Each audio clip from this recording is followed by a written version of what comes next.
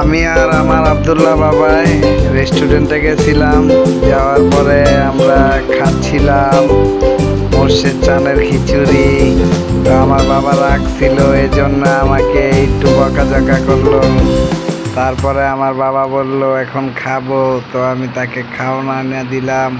খিচুড়ি আইনা দেওয়ার পরে আমার বাবা খাচ্ছিল, আমার বাবার সাথে আমিও খাচ্ছিলাম। খুব মজাই লাগতাছিল।